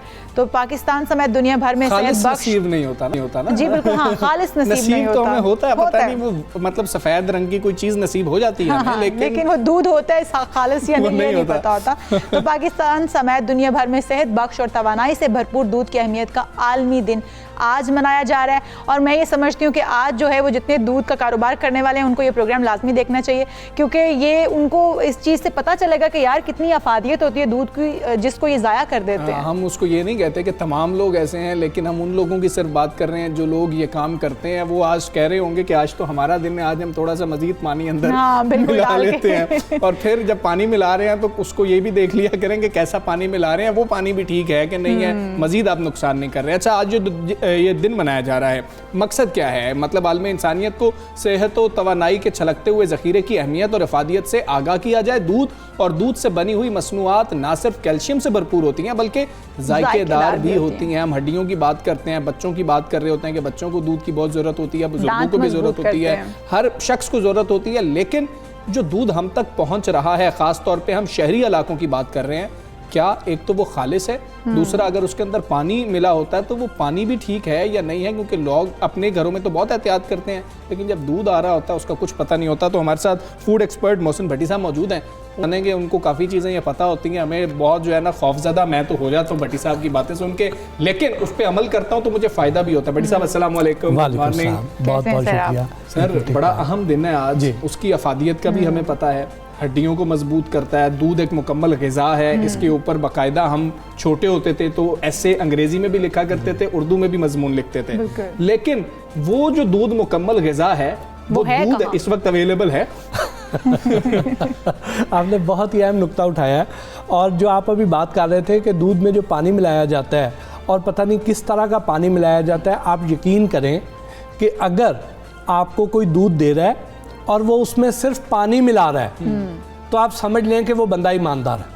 ठीक है। अच्छा, और फिर दूसरी बात वो निस्बतन बाकियों से बहुत बेहतर है साफ जो सिर्फ पानी मिला रहा है। अच्छा, लेकिन सर सवाल तो ये भी है ना कि साफ पानी मिला, क्योंकि हमजा को एतराज पानी मिलाने पे नहीं है, साफ पानी मिलाने पे। साफ पानी होना चाहिए। साफ पानी वाली भी एक बात है, वो अलग कैटेगरी है। हाँ, लेकिन अब तो सिंथेटिक दूध भी आता है। दूध में कहाँ पे यूरिया डाले जाते हैं, कहाँ पे उसमें डिटर्जेंट डाले जाते हैं, कहाँ उसमें फार्मोलिन डाली जाती है जो लाशों को अनहूत करने के काम आती है। उसमें तो ऐसे ऐसे केमिकल डाले जाते हैं कि आप सोच के हैरान हो जाएंगे। और फिर ये होता है कि ये तो कुछ चीज़ें जो उसमें मिलाई जा रही हैं, फिर ये है कि फैब्रिकेट किया जाता है, दूध खुद से तैयार किया जाता है जो कुदरती नहीं होता है। अच्छा, तो जब इतनी किस्मों के दूध हैं तो फिर उनके मुकाबले में जो पानी वाला दूध है वो तो निस्बतन बेहतर है। हम तो कह रहे हैं कि कैल्शियम को पूरा करता है, अफादियत से भरपूर है। तो ये जो अफादियत हम दे रहे हैं अपनी नस्ल को, क्या ये कितनी नुकसानदेह हो सकती है और इसको हम किस तरह से रोक सकते हैं आखिर? देखिए, जहाँ तक तो इसके नुकसानात की बात है वो आप भी बेहतर जानते हैं, सबको पता है कि हमारा इस वक्त पाकिस्तान जो है स्टंटेड ग्रोथ के ममालिक में शामिल है। ठीक है, हमारे 45% बच्चे जो हैं उनका दिमाग सुकड़ गया है, सर का खौल वही है, अंदर दिमाग सुकड़ गया है। उसके पीछे बड़ी वजह यह है कि उनको जो दूध के अंदर मौजूद कुदरती तौर पर मिल्क फैट है वो नहीं मिल रही है। ठीक, तो जब ये नहीं मिल रही है उसकी वजह से आज हम दुनिया में हर मैदान में पीछे होते चले जा रहे हैं। तो अब इसका हल क्या है? हल ये है कि आप ये देखिए कि इस वक्त पाकिस्तान की आबादी तकरीबन 22 करोड़ है जी। अगर हर आदमी 1 गिलास दूध रोजाना पिए तो हमें सालाना 22 अरब लीटर दूध दरकार है। ठीक है। ठीक, जबकि हमारी जो पैदावार है, जो life stock department government of Punjab ने और लम्स ने मिलकर एक स्टडी कंडक्ट करवाई, तो उससे जो तखमीना लगाया कि हमारी दूध की पैदावार तकरीबन 10 अरब लीटर है। अच्छा। ठीक, हम 12 अरब लीटर के डेफिसिट का शिकार है, शॉर्टेज है हमें। ठीक, तो अब जब ये 12 अरब लीटर का डेफिसिट है, यानी 50% खालिस है और 50% हम दूसरे ज़राए से पूरा कर रहे हैं। ठीक है। तो अब वो जब हम दूसरे ज़राए के लिए जाएंगे तो उसमें यही होगा। अब इसका हल ये है कि हम किसान को दूध की सही कीमत नहीं दे रहे हैं। अच्छा। ठीक, किसान से ये जब दूध खरीदा जाता है तो उससे 45 से 50 रुपए लीटर खरीदा जाता है। ठीक, और उसकी फैट उससे मांगी जाती है 6%। ठीक, लेकिन ये जब ब्रांड्स हमें दूध देते हैं तो ये 3.5% वाला देते हैं। ठीक, 2.5% तो उधर से वैसे निकाल ली। बिल्कुल ठीक। उसके अलावा ये है कि वो इनको जो 45 से 50 रुपए लीटर उससे लेते हैं, तो वो जब उसके फैट की मिकदार कम की तो इनको तो और ज्यादा सस्ता पड़ गया। बिल्कुल ऐसे ही ठीक, है। तो हमें तो उससे 3 गुना कीमत पे देते हैं, किसान को उसकी सही कीमत नहीं देते हैं। अगर किसान को दूध की सही कीमत मिलना शुरू हो जाए, उसको ये 80 से 90 रुपए लीटर घर कॉस्ट करता है। और अगर अब जिस तरह महंगाई बढ़ गई है, अब तो 100 रुपए से ऊपर भी चला खर्चे डाल के उनको 80 रुपए कॉस्ट करता है। 80 से 90 रुपए लीटर उन्हें बिल्कुल कॉस्ट करता है। थोड़ा सा उनको कोई 10-1 रुपए प्रॉफिट मार्जिन भी दे, इंसेंटिव भी दे। अगर उनको आप सही कीमत देना शुरू कर दें तो डेयरी सेक्टर में किसान खुद इन्वेस्ट इतना कर लेगा कि दूध की पैदावार बढ़ जाएगी, हमारी डिमांड उतनी रहनी है।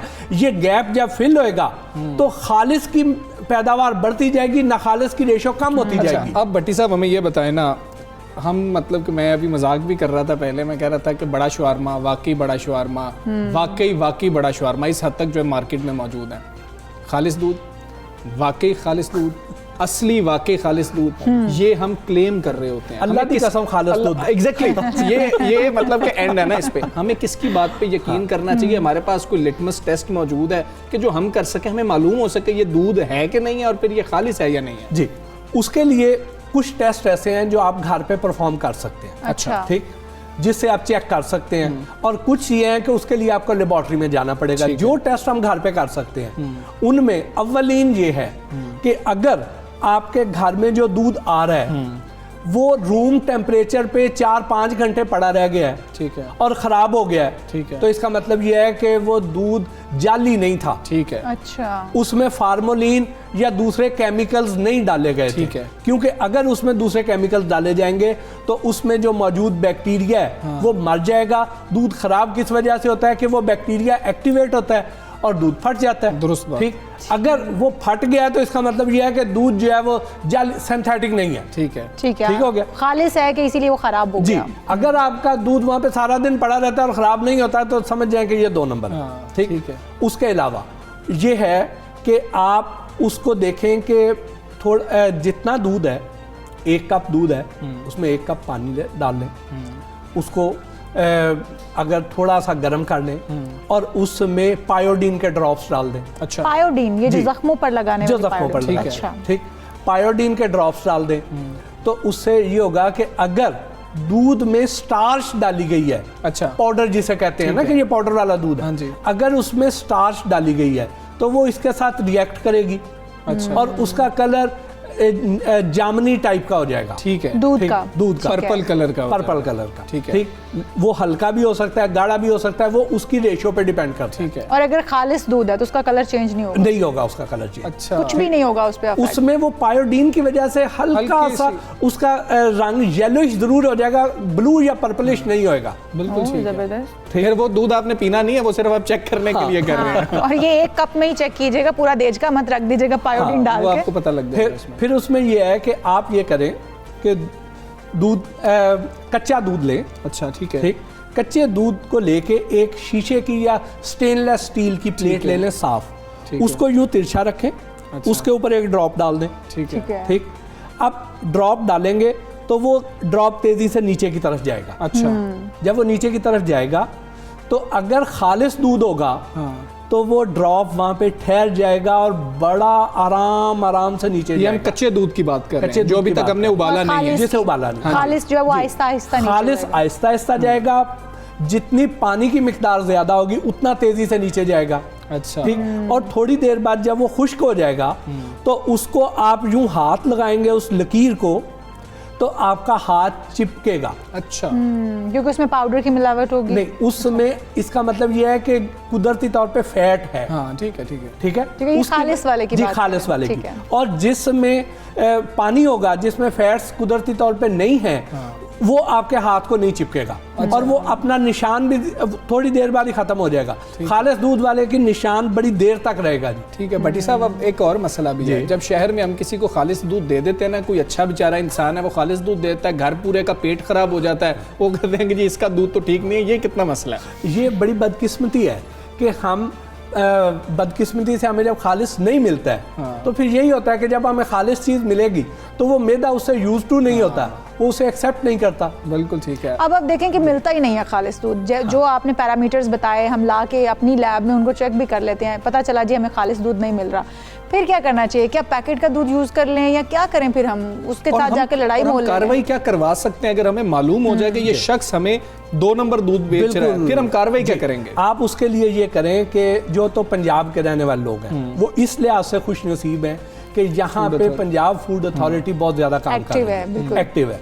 यहाँ पे आप उनके फेसबुक पेज पे चल जाएं, उनकी हेल्पलाइन पे चल जाएं, उधर कंप्लेंट करें, एड्रेस दें, आपका नाम सीगा राज में रखा जाएगा। ठीक है। फौरी तौर पे वो लोग जाके उधर कार्रवाई करेंगे और इंशाल्लाह उनको तो कैफरे किरदार तक नहीं, पहुंचा हम तो देंगे। बल्कि चाहते हैं कि नाम सिगाई राज में ना रखा जाए ताकि सारे को पता चल जाए भाई इनको तो खालिस दूध देना ही देना है। नहीं, कुछ लोग डरते भी हैं। नहीं, नहीं, वो ठीक है। कहते हैं कि हमारी दुश्मनी ना हो जाए, हमारी मल्लेदारी है, तंग ना करें जी। हमें बाद में। तो इस वजह से, लेकिन अगर वो बताना चाहते हैं तो वहाँ पे खुल के सामने खड़े होकर बुला लें।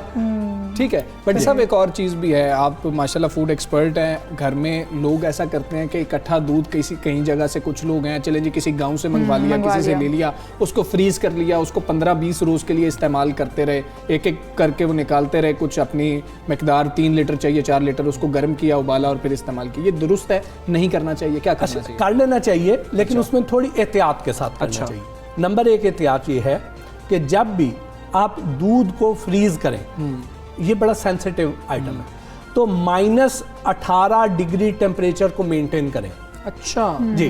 कुछ लोग ये समझते हैं कि 0 डिग्री पे जम जाएगा, तो 0 डिग्री पे नहीं जमेगा। -18 इसके लिए रिक्वायर्ड है। अगर उनके फ्रीजर का टेम्परेचर मुस्तकिल तौर पे -18 रहता है तो वो 15-20 दिन क्या महीना भी इसको फ्रीज कर लें। अच्छा ठीक। ठीक है। तो दूसरी बात कि जब टोटली आइस बन जाना चाहिए। जी आइस बन जाना चाहिए। उसके बाद आप उसके पोर्शन साइज करके उसको फ्रीज करें। ठीक है ठीक है। एक बड़े बर्तन में ना करें, बॉटल्स में कर लें। हाँ जी। कि वो एक बोतल निकालें, ठीक है, वो इस्तेमाल ठीक, करें और वो इस्तेमाल करें, दूसरी अंदर रहने बिल्कुल दें। ठीक है। ठीक। उसको एक दफा मेल्ट करके फिर दोबारा फ्रीज ना करें। हाँ बिल्कुल अच्छा, ठीक। एक और चीज भी है कि क्या कच्चा ही, जिस तरह आपने कहा कि फ्रेश दूध आया जी। है, आपने इकट्ठा लाया, उसी तरह से उसको फ्रीज कर दें या फिर उसको बॉईल करने के बाद, ठंडा करने के बाद फ्रीज करें? नहीं, उसको कच्चे को ही रख दें। अच्छा ठीक ठीक है ठीक है। बहुत शुक्रिया भट्टी साहब, आप आए और हम उम्मीद करते हैं कि हम सहेंगे, हमें मालूम हो पाएगा। जो इस तरह से फूड एक्सपर्ट हैं हमें बता रहे होते हैं कि आपके लिए ये चीज़ बेहतर है, ये नहीं है, साथ हमें निशानियां बताई जाती हैं, आप ऐसे चेक कर सकते हैं। तो ये हम सबको पता होना चाहिए कि अगर हम किसी चीज़ के पैसे दे रहे हैं तो हमें वो चीज़ वैसी ही मिल रही है जिसके हम पैसे दे रहे हैं या नहीं। और दूसरा, आपकी सेहत पर बुरे असरात होते हैं। भट्टी हम साहब बहुत अफादियत ही शुक्रिया। ले पा रहे हैं, ये भी बड़ी इंपॉर्टेंट चीज़ है कि हम नुकसानात तो नहीं कहीं ले रहे। बहुत शुक्रिया सर आपके वक्त का। और हम यहाँ पर एक ब्रेक ले लेते हैं। ब्रेक के बाद आप वापस कहीं मत आएंगे। जाइएगा, स्टे विद अस।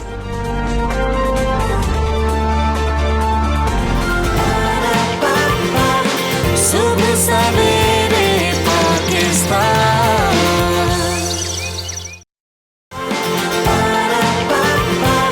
सुबह सवेरे पाकिस्तान।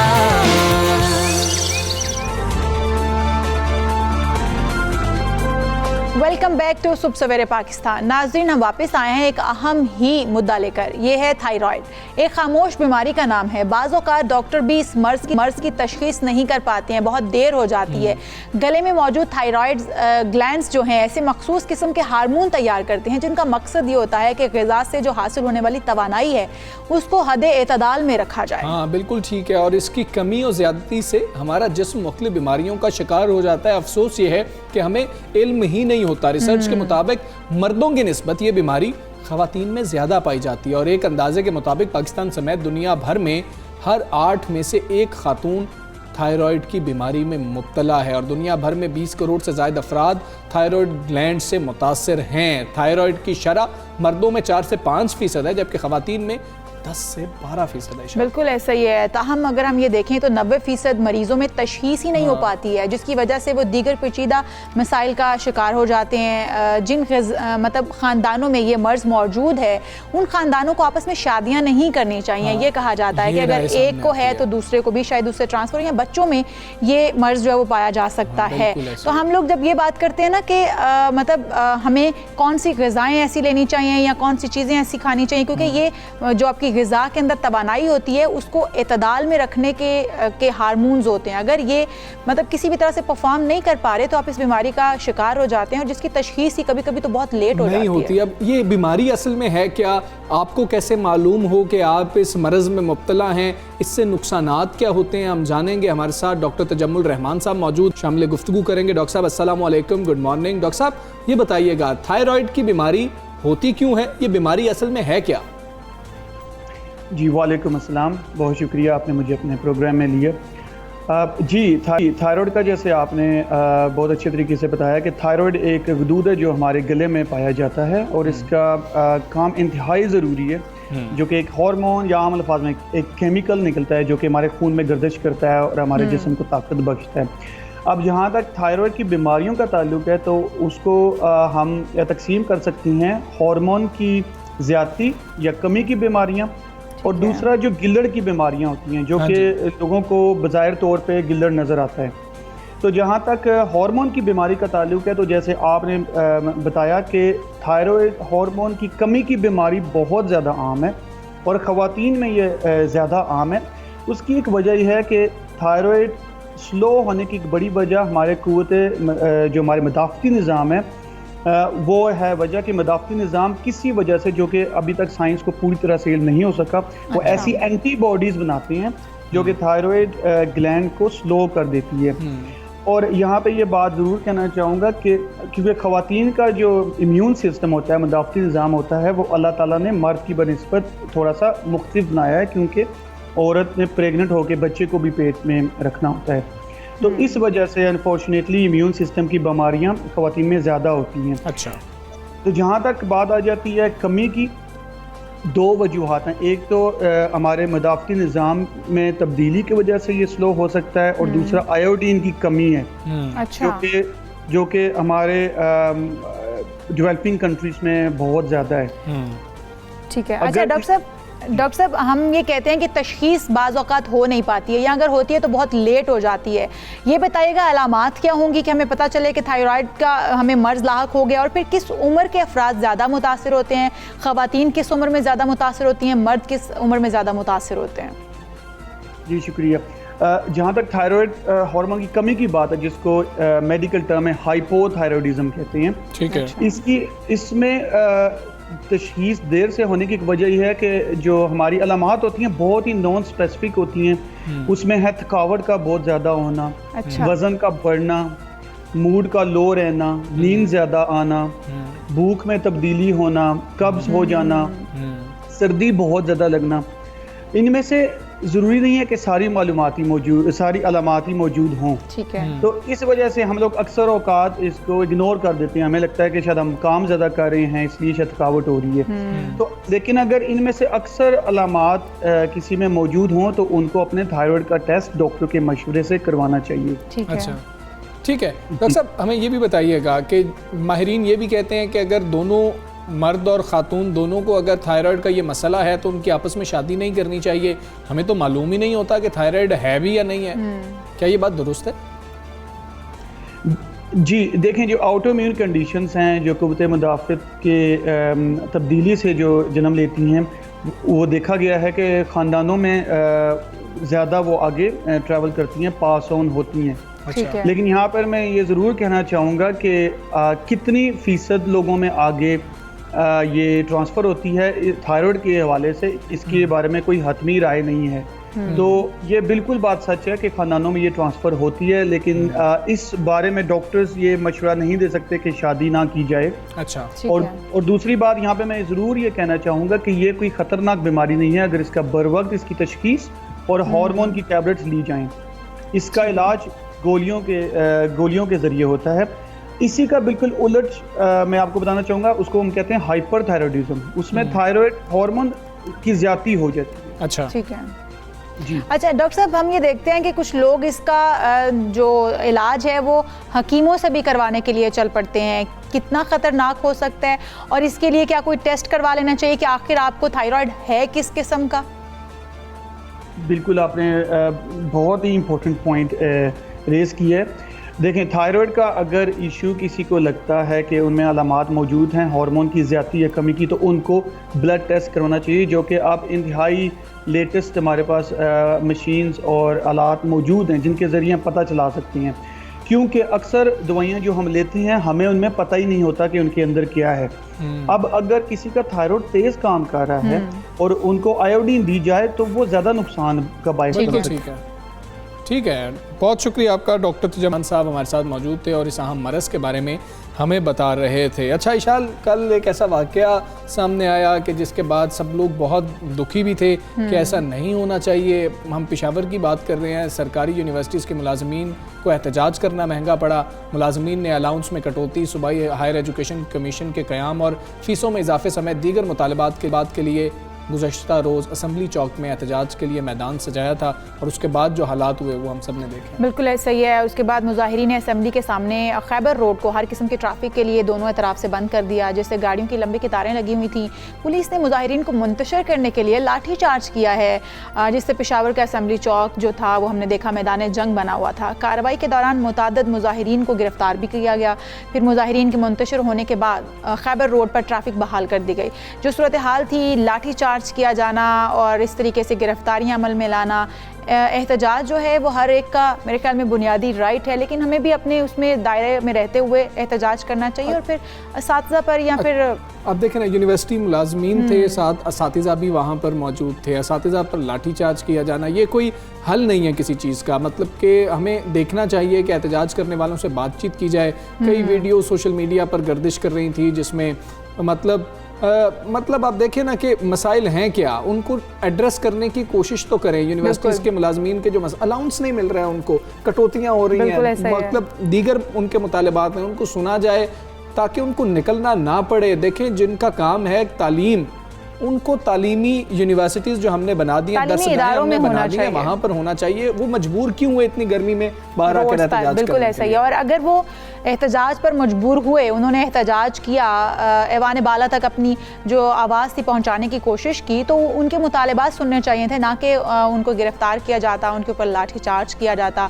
ये जो तरीक़ाकार था ये थोड़ा मेरे ख्याल में गलत भी रहा कि आप अगर कोई भी एहतजाज कर रहे हैं तो उसका ये हक़ है कि वो अपनी आवाज़ ऐवान बाला तक पहुँचा सके, हुक्मरानों तक पहुँचा सके, तो उनके साथ लाठी चार्ज वाला मामला नहीं होना चाहिए। वो ऐसे कहते हैं, मतलब अब देखें ना कि जो उन्होंने प्लेकार्ड्स उठा रखे हैं या फिर बैनर्स वहाँ पर उठा रखे हैं, टैक्सों में 50% इजाफा हुआ, हमारी तनख्वाहों में कटौती हो रही है, उसमें इजाफा नहीं हो रहा, हमें अलाउंसेस नहीं मिल रहे। ये ऐसे मसाइल हैं कि जिनको एड्रेस करने की ज़रूरत है, बातचीत करने की ज़रूरत है। ऐसे मसाइल बातचीत से हल हो जाएँ तो वो बेहतर होते हैं, क्योंकि जब असातिज़ा के ऊपर, मतलब हमने पढ़ रखा है, अशफाक साहब ने जो लिखा था टीचर इन द कोर्ट, वो वाला हमने वाक़या पढ़ रखा है और हम उसको कोर्ट भी बहुत ज़्यादा करते हैं। तो हमें इज़्ज़त करनी चाहिए और ऐसे हालात ही नहीं होने चाहिए कि असातिज़ा को या जो तालीमी दरसगाहें हैं वहाँ पर मतलब तालीमी इदारे हैं जो दरसगाहें हैं वहाँ पर जो लोग काम करते हैं उनको बाहर आकर एहतजाज करना पड़े। तो हम उम्मीद करते हैं कि जो ऐसे मसाइल इन लोगों के हैं जो लेके सामने आते हैं, हुकूमत इस पर गौर करे। बजट है, बजट के अंदर इन चीज़ों को देखा जाए और हम उम्मीद यही करते हैं कि अवाम तो उस बजट तो आ ही रहा होगा, साथ ये जो मामलात हैं इनके, वो मामलात तमाम लोगों के हल भी हो रहे होंगे। असातिज़ा जब एहतजाज करते हैं तो वो दुख बहुत ज़्यादा होता है। ये सोसाइटी के मामार होते हैं जिन्होंने हमारी नई नस्ल को तरतीब देना कह सकते हैं आप, या फिर तरबियत करनी है, बिल्कुल ऐसा ही है, और उनको इस मुआशरे के लायक बनाना है, तो फिर हमें इनके लिए भी सोचना होगा। हम आगे बढ़ते हैं, थोड़ी बात कर लेते हैं आपके इंटरेस्ट की भी। मेरी इनकी क्या बात, मतलब क्या बात हो सकती है आप? नहीं, खाने पीने की बात नहीं, सोचो हमजा आपके इंटरेस्ट की बात है और आप हर वक्त मतलब जुड़े रहते हो उसकी खबरों से। अच्छा, ये बात क्रिकेट की होने लगी है, मतलब कि ये कॉमी इंटरेस्ट की बात होने लगी है, सिर्फ मेरे इंटरेस्ट की बात नहीं होने लगी है। शायकीन ने क्रिकेट के इंटरेस्ट की बात होने लगी, और ये शायकीन ने क्रिकेट है पसंद है, लेकिन बहुत ज्यादा जुनूनी आप हो ना, मैं उतनी ज्यादा जुनूनी नहीं। आपको होना चाहिए जुनूनी क्रिकेट को लेके, किसी भी खेल को लेके, क्योंकि जब आपके ग्राउंड्स जो हैं, जब आपके मैदान आबाद होते हैं तो फिर आप क्या होते लेकिन इतना जुनूनी नहीं होना चाहिए कि बेगम जो है वो मैच के पीछे आपको छोड़ के चली जाए। खैर, अबू धाबी में PSL के बकाया ये क्या बात है? अच्छा, ये वैसे कोई बात नहीं बनी है, ऐसे ही मतलब कि इशाल ने जो है ना बात कर दी है। खैर, आगे चलते हैं। हाँ। अबू धाबी की हम बात कर रहे हैं, PSL के बकाया मैचेस कब होंगे, ये सवाल जो है अभी तक हल नहीं हो रहा है, मुअम्मा बन चुका है। और पाकिस्तान क्रिकेट बोर्ड ने जब इवेंट के मुलतवी शुदा मैचेस के इनेकाद के लिए अबू धाबी का इंतखाब किया था, तो उस वक्त से हमें कई मसाइल का सामना करना पड़ रहा था। सरफराज अहमद जो थे एयरपोर्ट तक गए, एयरपोर्ट से उनको वापस भेज दिया गया, फिर आइसोलेशन खत्म करने का कहा गया, अब लेकिन वो रवाना हो चुके हैं। बिल्कुल, किसी ने सोचा नहीं होगा कि मामलात इतने पेचीदा हो जाएंगे। ताज़ा तरीन सूरत हाल ये है कि PCB अभी तक PSL में शरीक खिलाड़ियों और ऑफिशियल्स की सफरी दस्तावेजात से मुतालिक मुश्किलात से ही अभी तक निकल नहीं पाया है। और फिर अबू धाबी में PSL 6 के बकाया मैचेस के लिए जो टीमें थी, स्क्वाड था, ताहाल नामुकम्मल है, जिसके बायस शेड्यूल का ऐलान भी ताख़ीर का शिकार हो गया है।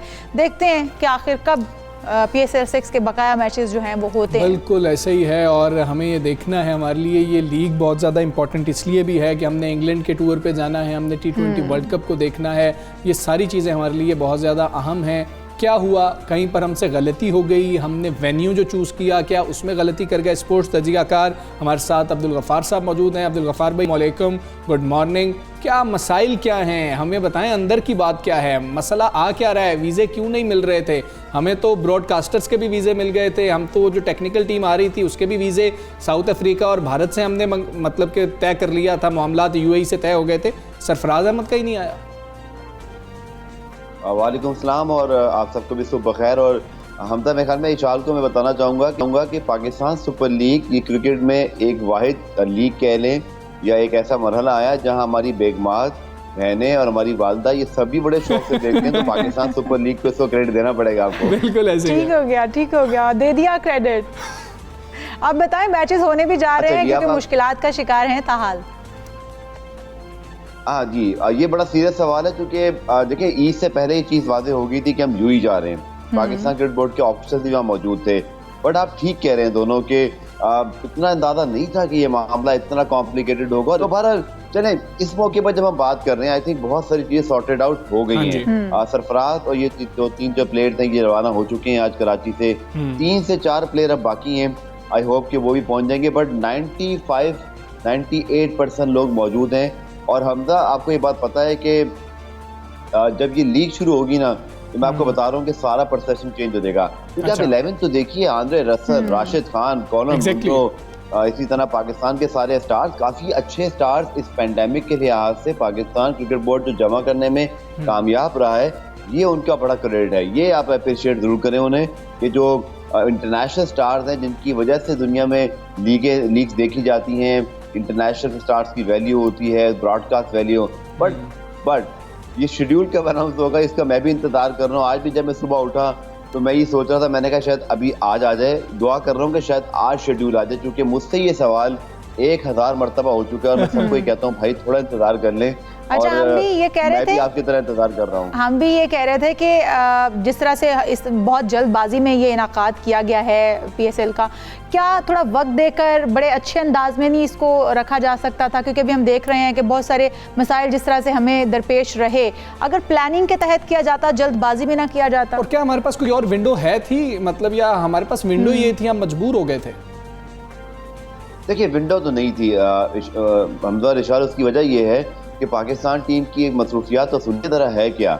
हम PSL अगर 21 तारीख को फाइनल कह रहे हैं, तो दुबई से ही खिलाड़ी इंग्लैंड के खिलाफ जुलाई में 3 वनडे 3 T20 खेलेगी, तो इंग्लैंड से ही पाकिस्तान वेस्ट इंडीज जा रहा है। हाँ जी, वेस्ट इंडीज से फारिग होकर पाकिस्तान आएगा तो न्यूजीलैंड मौजूद होगा, उसके बाद इंग्लैंड ने पाकिस्तान आना है, फिर वर्ल्ड T20 है, फिर दिसंबर में पाकिस्तान खेल रहा है। और ये भी मैं आपकी इन्फॉर्मेशन में 10 अप्रैल में होने का इम्कान नहीं है, फरवरी मार्च में, जनवरी में शायद हो सकती है। उसकी वजह यह है कि ऑस्ट्रेलिया की टीम ने पाकिस्तान का विजिट करना है फरवरी में, और क्योंकि पाकिस्तान क्रिकेट बोर्ड के बाद पता है कि उस सीरीज के फौरन बाद रमजान बहुत करीब होंगे, तो पाकिस्तान क्रिकेट बोर्ड और फ्रेंचाइज के दरमियान इब्तदाई तौर पे ये बात हो गई हुई है कि या तो लीग जनवरी में कराई जाए अगले साल या मई में। कभी इम्कान नहीं है कि जनवरी में कराई जाए, तो जनवरी इसीलिए अब आपके पास कोई विंडो नहीं थी। ये बिल्कुल एक हतमी बात है हमजा कि कोई विंडोज के अलावा नहीं थी। अगर आप देखें यूएई के हालात, जहाँ ये लीग होनी थी, यूएई के अंदर सितंबर में हो रही है आईपीएल, अक्टूबर नवंबर में हो रहा है वहाँ वर्ल्ड कप, बिल्कुल अच्छा ये आपने फाइनल कर दिया कि वहाँ पर वर्ल्ड कप हो रहा है। यही मैं आपसे पूछने वाला था, मतलब आपको अब कितने % उम्मीद है कि वर्ल्ड कप भारत में नहीं होने जा रहा? देखिए, मैंने तो पहले भी आपको कहा था, आपको याद होगा कि वर्ल्ड कप के भारत में होने के चांसेस नहीं है, और आईसीसी इस हवाले से अपना फैसला जो है वो तकरीबन कर चुका है। लेकिन देखिए, भारत के लिए इतना आसान नहीं है। उनके मुल्क में पहले ही अभी आईपीएल जब शिफ्ट हुआ है, हमारे यहाँ भी जब पीएसएल भी शिफ्ट हुआ था, तो लोग थोड़ा इतराज करते हैं, फैंस चाहते हैं उनके मुल्क में इवेंट हो। देखिए, फैंस जो है ऑब्वियसली जज्बाती होते हैं, बट जो ज़मीनी हकायक हैं वो भी आपको देखने पड़ते हैं। और देखिए, भारत की जो पूरी एक टॉप ब्रेस है बीसीसीआई की, वो आज भी दुबई में बैठी हुई है। सौरव गंगुली भी कुछ दिन में पहुंच जाएंगे। आज आईसीसी की बड़ी इंपॉर्टेंट मीटिंग है जिसके अंदर वर्ल्ड कप के हवाले से बात होनी है। गो के कोई ब्रेकिंग न्यूज हम एक्सपेक्ट नहीं कर रहे इस मीटिंग से, क्योंकि स्पोर्ट मीटिंग के अंदर भारत कुछ वक्त लेगा कि हमें 1 महीने का वक्त दिया जाए। बट हम तो आप मुझसे बेहतर जानते हैं कि भारत में जो कोरोना वायरस की सूरत हाल है, और दूसरा जिस तरह का सेकंड वेव आया था, थर्ड वेव भी एक्सपेक्टेड होता है, और वो आप बिल्कुल रूल आउट नहीं कर सकते। तो कोई आईसीसी या कोई भी 16 ममालिक को देखिए वहाँ पहुंचना है। लीग के अंदर 6 टीमें, हमारी 6 टीमों के चंद गैर मुल्की खिलाड़ी और पाकिस्तानी प्लेयर्स को पहुंचाना एक इंतहाई मुश्किल काम बन गया। इसमें एक और चीज भी देख रहे हैं, इसमें हम एक और चीज़ देख रहे हैं कि इस वक्त हमें एहसान मानी साहब, चेयरमैन क्रिकेट बोर्ड के मंजर से गायब नजर आते हैं। उसका भी थोड़ा बताइएगा, वजूहात क्या है उनके गायब होने की? एहसान मानी साहब हों या वसीम खान साहब हों, आई थिंक उनको बिल्कुल फ्रंट पे आना चाहिए। ये जितना भी मामला हुआ है, चले मैं कहता हूँ कि मिडल ऑफ द क्राइसिस ना आते, बट अब जब शेड्यूल अनाउंस हो तो जरूर आए। बहुत सारे सवालात हैं मीडिया के ज़हनों में, लोगों के ज़हनों में, उसके जवाब दीजिए। जो आप भी पूछ रहे हैं मेरे ज़हन में भी हैं, बहुत सारे और मीडिया के दोस्त भी पूछना चाहते हैं। और देखिए, मैंने आपको बताया अभी कि भारत का जो बीसीसीआई का जो बिल्कुल जो सौरव गंगुली के अलावा पूरी जो टॉप मैनेजमेंट है, वो आईपीएल सितंबर में होना है, वो आज दुबई में बैठे हुए हैं। ये मसले पहले हल करने के होते हैं, और आप उनको पहले से हल करके रखते हैं। अगर आप 11th आवर पे दौड़े लगाएंगे तो यही सूरत हाल होगी। बिल्कुल ठीक है। अच्छा गफ्फार भाई, ये बताएं कि अब हम पीएसएल में जा रहे हैं, यहाँ से हमें खिलाड़ी भी चुनने हैं, और मेरा ख्याल है कि अब यही सोच रहे होंगे कि जो इंग्लैंड और वेस्ट इंडीज़ में खेल रहे हों वही T20 वर्ल्ड कप भी खेल रहे हों। बाबर आजम पर कितनी जिम्मेदारी है कराची किंग्स में होते हुए? क्या उनको वन डाउन की पोजीशन पे खेलना चाहिए पीएसएल को मजीद, ताकि पाकिस्तानी टीम को कुछ फ़ायदा हो सके, वो अपनी जगह कहीं पर पक्की कर लें, और रिजवान या फ़खर और शर्जील जो हैं उनके साथ ओपनिंग पेयर टीम का बना लिया जाए, कौमी टीम का? लेकिन हमदा आपने ये नहीं पूछा कि बाबर आजम कप्तानी क्यों नहीं करते कराची किंग्स में? ये भी है। वो बस इमाद वसीम उनको पसंद है ना, हम मजीद बात नहीं करते। चलिए, बिल्कुल आई थिंक मार्टिन गुप्टिन है, शर्जील खान उनके पास मौजूद हैं, तो they have to make a decision. Babar opening के लिए ज़्यादा सूटेड हैं। बाबर का नंबर 3 का रोल भी कराची किंग्स के लिए बुरा नहीं, कि अगर उनकी विकेट जल्द गिरती भी है तो they have a world class player जो पूरी इनिंग्स को जो है ना एंकर कर सकते हैं। तो बाबर आई थिंक खेल सकते हैं नंबर 3 पर। और दूसरा, आपने जो बात की सिलेक्शन की, बहुत इंपॉर्टेंट है। आपके सामने परफॉर्मेंस है पाकिस्तान टीम की साउथ अफ्रीका जिम्बाब्वे में। पाकिस्तान जीता जरूर, लेकिन नंबर 5, नंबर 6, नंबर 7 आपके बेस्ट स्पिनर कौन है, ऑलराउंडर कौन है? शादाब खान, शाहिद महमूद, इमाद वसीम, ये सब जो स्पिनर्स हैं, इनका कंपटीशन बहुत टफ हो गया है। आपकी फास्ट बॉलिंग में भी कंपटीशन है, वहाब और आमिर भी जान मानेंगे, अच्छे खासे फास्ट बॉलर हैं। उन दोनों की परफॉर्मेंस अच्छी हो तो आमिर का कुछ चांस है, सब पे प्रेशर आएगा। देखिए, आमिर का चांस तो नहीं है, लेकिन आपको भी पता है कि वो रिटायर नहीं हुए जो एक जमाने में रिटायरमेंट होती थी कि जी रिटायरमेंट होगी, घर बैठ गए। वो तो प्रोटेस्ट करके रिटायर हुए हैं, और कराची किंग्स के लिए उन्होंने बड़ी अच्छी परफॉर्मेंस दी थी। मैं उनके जाती हक में नहीं हूँ जो उन्होंने तरीकाकार इख्तियार किया है रिटायरमेंट का।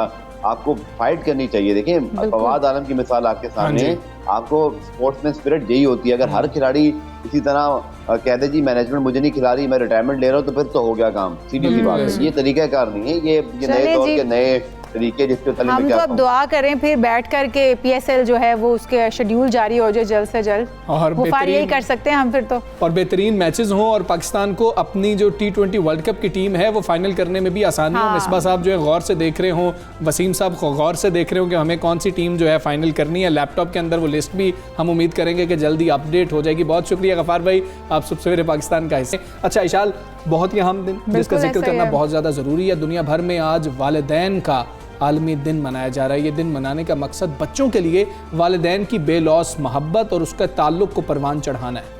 बिल्कुल ऐसा ही है, क्योंकि माँ बाप ज़िंदगी भर की कुर्बानियों के बाद एक बच्चे को परवान चढ़ाते हैं और हमें उनकी कुर्बानियों को खिराज अकीदत पेश करना है। इस बात का एतराफ़ करना है कि वालिदैन बच्चों के लिए किसी भी कुर्बानी से दरेग नहीं करते हैं। वो किसी भी माशरे, किसी भी सोसाइटी, किसी भी मुल्क में रहने वाले माँ बाप हों, बच्चे उनके लिए हमेशा सबसे प्रायोरिटी बेस पर होते हैं। और वालिदैन की हैसियत जो है वो एक साइबान की तरह होती है। और हमारे मुल्क के अंदर हम ये देखते हैं कि माँ बाप की छाया जो है वो हमेशा हमें सुकून देती है, चाहे फिर हम जवानी में हो, बचपन में हो या बुढ़ापे में आ जाए। बिल्कुल ऐसे माँ बाप का नेमुल बदल कोई नहीं है। देखें कि मतलब हम बुजुर्ग लोगों को देखें जो अपनी 80s में हैं, 70s में हैं, उनके वालिदैन का जिक्र हो तो अभी भी आंखें आबदीदा हो जाती हैं ना। वो मतलब बहुत ज़्यादा अफसरदा हो जाते हैं उनका जिक्र करते हुए। अब हमारी जिम्मेदारी क्या है? हमारी जिम्मेदारी ये है कि जिस तरीके से जो छोटे बच्चे हैं उनका ख्याल रखने के लिए माँ बाप मौजूद हैं, लेकिन जो जवान हैं अब उनकी जिम्मेदारी ये है कि वालिदैन का ख्याल वो रखें। जिस तरह से आपकी उम्र बढ़ती चली जा रही है, उनकी उम्र ढलती चली जा रही है और फिर आप पर जिम्मेदारी ज़्यादा बढ़ गई है। आप ज़्यादा से ज़्यादा कोशिश किया करें कि वालिदैन के लिए वक्त निकालें। ठीक है, सबकी मसरूफियत होती है, लेकिन जब वालिदैन की मसरूफियत थी और आप बच्चे थे तब वालिदैन ने आपके लिए वक्त निकाला था। अब आपकी जिम्मेदारी है कि वालिदैन के लिए वक्त निकालें, उनके पास बैठें, उनसे गुफ्तगू करें, उनसे मजाक करें, उनकी बात सुने। अब आप उनके दोस्त बन जाएं। बिल्कुल, अपने माँ बाप से मोहब्बत के इजहार में देर ना कर दें, क्योंकि ये बहुत प्यारी बात की है। बिल्कुल, माँ बाप जो हैं वो जब तक हमारे साथ होते हैं शायद हमें एहसास ही नहीं हो पाता कि हमारे पास कितनी बड़ी नेमत है, और जब वो चले जाते हैं तो तब हमें एहसास होता है कि हमने क्या कुछ खो दिया।